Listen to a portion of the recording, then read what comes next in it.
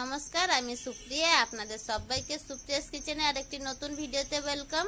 আজ তৈরি করছি কাবুলি চানা মশলা। কাবুলি চানা এভাবে একবার রান্না করে দেখতে পারেন, আশা করছি ভালো লাগবে।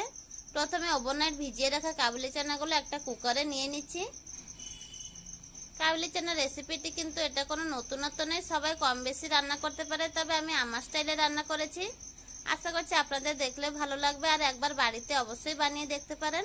প্রথমে আমি এখানে কাবুলি চানা নিয়ে কিছু গোটা মশলা দিয়ে দিচ্ছি। গোটা মশলার মধ্যে আমি এখানে একটা দারচিনি, লবঙ্গ, গোলমরিচ, একটা বড় এলাচ দিয়ে দিয়েছি। এবার অল্প কিছু জল দিয়ে একটা 3 থেকে 4টা সিটি দিয়ে নেব। 3 থেকে 4টে সিটি দিয়েছি, পুরো প্রেসার চলে গেলে ঢাকনাটা খুলে নিচ্ছি। ঢাকনাটা খুলে আপনাদেরকে একটা দেখিয়ে দিচ্ছি বুটগুলো কতটা সিদ্ধ হয়েছে।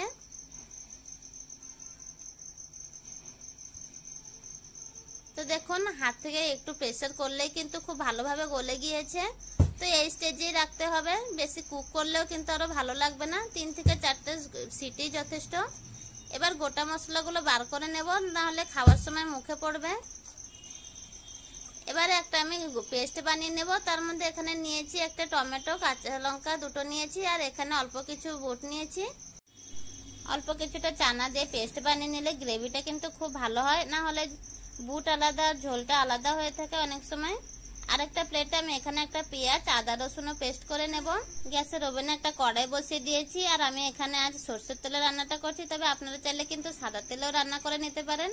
তেলটা গরম হয়ে গেলে একটা তেজপাতা ও গোটা জিরে দিয়ে দিয়েছি। জিরেগুলো খুব ভালো করে ফুটে আসলে অল্প একটু হিং দিয়ে দিয়েছি। হিংটা পাশে থাকলে দেবেন, না হলে একদমই স্কিপ করে দেবেন, কোনো ব্যাপার না। আর এখানে দিয়ে দিচ্ছি পেঁয়াজ বাটা।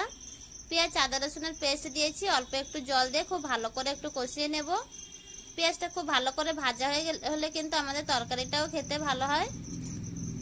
মশলাটা যত ভালো করে কষানো হবে, আমাদের রান্নাটাও কিন্তু খুব ভালো হবে। দিয়ে দিচ্ছি টমেটোর পেস্ট। টমেটো পেস্ট দিয়ে এখানে কিছু গুঁড়ো মশলা দিয়ে দেবো। দিয়ে দিচ্ছি হলুদ, লবণ, টেস্ট অ্যাকর্ডিং হলুদ লবণটা দিয়ে দেবেন। এবার দিয়ে দিচ্ছি জিরের গুঁড়ো ও ধনিয়ার গুঁড়ো। কাশ্মীরি লঙ্কার গুঁড়ো দিয়েছি 1 টেবিল স্পুন। খুব ভালো করে মশলাগুলো কষিয়ে নিচ্ছি। আর মশলাগুলো ভালো করে কষানো হয়ে গেলে কিন্তু এভাবে কড়াই থেকে ছেড়ে দেয়, আর কালারটাও একদমই চেঞ্জ হয়ে যায়। এবার দিয়ে দিচ্ছি চানা, আর এখানে দিয়ে দিয়েছি অল্প একটু জল। গ্রেভিটা আপনারা আপনাদের চয়েস মতো রাখতে পারেন, কম বা বেশি। আমি এখানে একটু গ্রেভি রাখছি, তো সেই জন্য অল্প জল দিয়েছি। গ্রেভিটা খুব ভালো করে ফুটে আসলে, মানে তরকারিটা হয়ে আসলে, আমি এখানে দিয়ে দিচ্ছি গরম মশলা। গরম মশলা দিয়ে আরো 1 মিনিট রান্না করে নেব। 1 মিনিট পরে একটা প্লেটে সার্ভ করে নিয়েছি। Thanks for watching.